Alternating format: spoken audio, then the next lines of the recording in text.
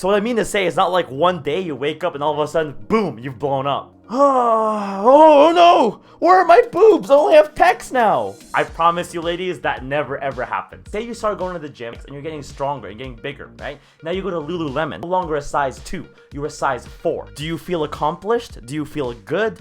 Do you feel like you're making progress? Or do you feel fatter, terrible?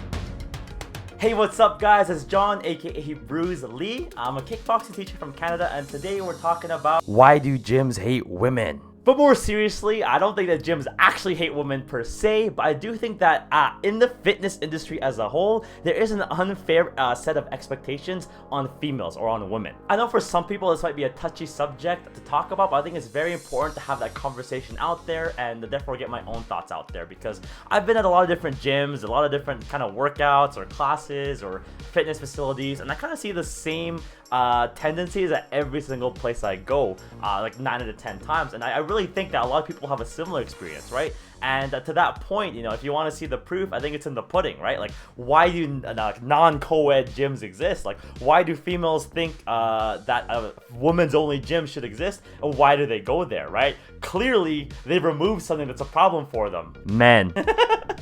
So whatever the case may be, I think there's definitely something to this, right? And I think where I'm going to start off is like, what do we think about female fitness? And like, why is it that whenever I talk to people, it seems like their first inclination of women's fitness or female fitness is like, oh, hey, you have to do jazzercise or Pilates. And those are like your only options if you're not doing yoga. Anyone who does those workouts, by the way, there's absolutely nothing wrong with those workouts. In fact, they're a lot of fun. Like, I actually really like jazzercise myself, but the point being is that if that's not your interest, or if those don't fall in line with your fitness goals, like, why are you not allowed to pursue different things? So for all you women out there, if you want to do Zumba, like, absolutely go for it. But if that's not what falls in line with your personal aspirations, like, there's more to female fitness than Zumba, for example, right? Or like another example is why is it called girl push-ups and not just like a modified push-up, right? I know tons of guys who can't do push-ups on their toes. They have to go down to their knees. Are they doing girl push-ups, or are they just modifying so they can get stronger? And as part of this verbiage, I think it's kind of like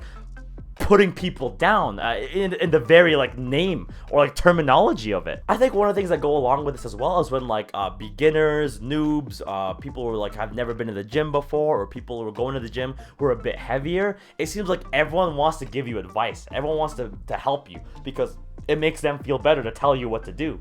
And it's just crazy to me, right? Because like, if you know, I know some people who I won't name, who when they see someone who is a bit like obese, morbidly or not, like, it doesn't matter. They might be a healthy weight, but not super slim, and they'll be like, oh, that person should get on the treadmill, that person should go to the gym, that person should lose weight, blah blah blah blah blah. But then they see them at the gym and they're like, oh, hey, look at that loser. Again, for me, like, why is there such a contradiction here? Of like, why can't we be happy that someone's there finally like making that leap? If it took them, we don't know what's going on with their lives. Like, if it took them some courage to take a leap of faith to even show up at the gym today, the last thing they need is you staring at them being all judgmental. I really don't think there should be this expectation that girls can't be strong. Maybe on a physiological or biological standpoint, at a certain point, like the average female upper body might be a little bit weaker than the average male upper body. Like, I'm sure there's some truth to that, but that doesn't mean girls can't be strong. So imagine this, right? Like, girls, you always want to go to the gym, or you always want to do this and look good for your boyfriend or your husband, but then when you go to the gym, that same boyfriend or your friends or your parents or the people there at the gym, all of a sudden, they want you to be there training, but they tell you, make sure you don't get too big. I think that doesn't really make any sense for a number of different reasons. I think that's absolutely galling. Like, as a female, like, you're only allowed to use what, like a max of 5-pound dumbbells, and also you can only do cardio, so all your time better be on the treadmill and nowhere else. So let's look at that statement again of telling people not to get too big, okay? Again, for a lot of reasons it doesn't make sense, but number one, even just logically it doesn't make sense. So any ladies out there who are worried about getting too big, when you imagine like a girl or a guy, doesn't matter, who's like shredded, like bowling ball shoulders, a massive chest, or this and that, it took that person like years to get to that point, right? It takes a lot of work. Like, if they look like they took steroids, they might have, right? Or they spent tons of years hundreds and thousands of hours at the gym, supplements, creatine, like you name it. It took them a long time to get to that point. So what I mean to say, it's not like one day you wake up and all of a sudden, boom, you've blown up. Oh no! Where are my boobs? I only have pecs now! I promise you ladies, that never ever happens. So it doesn't just sneak up on you all of a sudden, okay? You're in control of sculpting your body the way you see it with proper training. So that's number one why that doesn't make sense. Even from a logical standpoint, like ladies, if you're worried about getting bowling ball shoulders, going up to 7 pounds on the shoulder press, or 10 or 12, 15, 20, it's not gonna result in that, especially not right away. But the other thing is that, you know, if you want to do more than just like build up like cardio endurance, if you want to feel like you're getting stronger and fitter in that sense, if that's where your fitness goals go, that means to get stronger, you're inherently going to put on weight, right? Not necessarily fat, but you do have to put on muscle, right? It doesn't make any other sense than that. So by telling a girl not to get too big, you're especially telling her to stay weak, because you can't get any stronger without at least somewhat getting bigger. But then for whatever reason, with female fitness, it seems like the only fitness goals you're supposed to have are like, you're supposed to get smaller, you're supposed to tone up, lose weight, slim down. It's all about becoming less, and not more, right? Here's an example, okay? Say you start going to the gym and you start doing squats, tons of legs, and you're getting stronger, you're getting bigger, right? Now you go to Lululemon, okay, and you're no longer a size 2, you're a size 4. Comment below, do you feel accomplished? Do you feel good?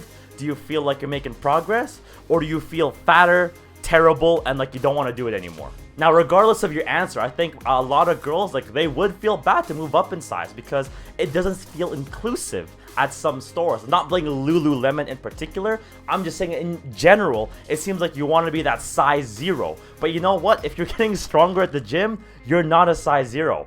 And that's a good thing. Conversely, guys out there, like, it's not all about getting bigger. Like, some guys, like, maybe if you're a dancer or you're a runner or, you know, in my case, a martial artist, there's not always a benefit in getting bigger and having more muscle, right?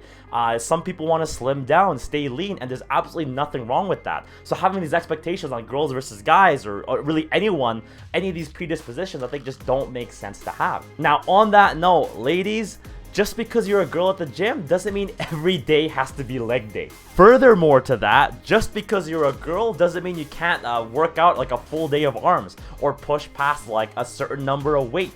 I think it's a problem, I've been told. I've never been inside a women's only facility, but obviously, I'm told that there's a big shortage of like really high weights there. Like you go to the squat rack and it's only like the max weight is sometimes like a 25-pound plate, you know what I mean? Or like they have one set of 20s and that's the max they have, but they have 1 billion 5-pound dumbbells and 1 billion, you know, 7-pound dumbbells. Like what if you can curl more than 20 pounds? Like what are you then, just screwed for going to an all women's only gym? Now, quick disclaimer, for those of you at women's only gyms, I'm not saying you can't get in shape there or get stronger. I'm not saying any of that. I'm just saying it seems to be some unfair biases happening on a very like fundamental level. So let's look at why some women are not going to a co-ed gym with guys involved, right?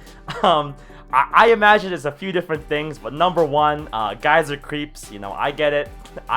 Trust me, I get it. Number 2 is judgment. Like, people in general are judgy, but I think guys inherently at the gym will be more judgmental than others. So I'm gonna read y'all an excerpt from self.com by Julia Sullivan about her experience working out in a co-ed gym and how it turned out. And girls, please comment below if this seems familiar or totally like deja vu for you. For female exercisers in big box gyms, it's a fairly common occurrence. A not so subtle tap on your shoulder, followed by a dude motioning for you to take off your headphones. When it happened to me one recent evening at my gym, the individual in question was hovering uncomfortably over my shoulder. But as someone who has told a man this in similar scenarios and received a scathing, vindictive response with the word bitch thrown in there somewhere, I sheepishly allowed him to adjust my form. By the way, his technique was also very wrong. Whether they're being mansplained to like I was, being asked out, or being sold a personal training package by a pushy or flirtatious male employee, most women I know have had a workout disrupted by a man at some point. On the flip side, women-focused gyms and studios have a reputation for specializing in traditionally feminine workouts like yoga or Pilates, neither of which are necessarily my cup of tea. So I'll leave a link for the rest of the blog if you want to read it, guys. But hopefully from that little excerpt, we're talking about the same thing here, right? Like, guys can be super judgmental, condescending at times, and like everyone wants to give advice. Like, people inherently want to feel like they can give advice, because that means they're an expert. That means they know something. That means they know more than you. And at the gym, it seems like a commonplace thing for guys to go up to girls and be like, hey, this is how you do this. Hey, you should do this. You should do that. Should, right? But what if you don't care about any of that stuff? And again, in this excerpt, they talk about like yoga and Pilates, which are amazing disciplines, but not everyone is trying to go for those fitness goals, right? Some people want to be stronger, and in the shape they want to be is not necessarily that shape, and there should be nothing wrong with that. So Julia later on says she's concerned about trying the all-women's gym because she, quote here, would it be the type of gym where 2-pound dumbbells reign supreme? And I think that's the other danger here, where like at a women's only facility, like is it like inherently teaching you to be weak almost? And it's not right to teach women to just, hey, be weak, be small, be this, be that, because that's what women are supposed to be like. That verbiage to me, again, makes absolutely no sense. And you know what? There's been another study by Steve Prewitt, I hope I said his name right, back in 2013. He did a study with grade 7 girls, adolescent females, and you know what they found is that in a gym class, a PE class, right, physical education, when they're put into a non-co-ed versus a co-ed type of PE class, they were more happy and more likely to participate in the fitness or like whatever activity was when they were away from the boys. Because I felt like with the boys, it's just something to prove, right? Like, why should you feel like you have something to prove? Now, someone I talked to recently, Catherine, if you're watching this, thank you for chatting with me. She mentioned that she actually enjoys working out at a regular co-ed gym because, like, when she's there, like, she feels like the guys push her more and that, she wants to be just as strong as them. But at the same time, the fact that she has to prove, or she feels like she has something to prove by being there, like, is that not a sign that there's something inherently wrong here? In summary, everybody, everyone's fitness goals are different. Now, if you're a female who wants to get bigger and stronger, there's nothing wrong with that. I get the fear of like looking roided out and being unattractive or unfeminine, but you know what? It's not gonna happen. So don't be afraid to pick up that 20-pound dumbbell or get that squat up to 2 plates per side. Like, whatever it is you want to do, don't be afraid to go for it. If that's not what you want to do, and you actually, you prefer like yoga or Pilates, or you prefer endurance and conditioning of like cardio only, there's nothing wrong with that either. So I think the takeaway for this that I'm trying to get across is that girls, don't let anyone tell you what your aspirations should be. So any guys watching this, I hope there was some value in this discussion for you, because I'm not trying to say like, hey, guys are doing something wrong, or like guys are inherently evil or anything like that. But as a trainer myself and as an avid gym goer myself, I think it's something important that I learned is that you only want to answer the questions that are being asked, and you gotta take just because someone's newer than you or whatever doesn't mean they're asking you for help. So if they're not asking, maybe you'll need to give an answer. Anyways, that's it for my discussion today, guys. I hope you enjoyed that. I didn't want to have it like a huge long rant, but I just want to get the question out there and hopefully give you guys some food for thought. Anyways, please comment below with your thoughts. Did you agree? Did you disagree? Did I miss some important points? Did you have an experience like I was talking about? I want to hear all about it. The last thing is, please leave a like and subscribe to see more of my content, as it would mean a lot to me and it absolutely helps me out, so I'd really appreciate it. Bruce Lee is out, and I'll see you next time.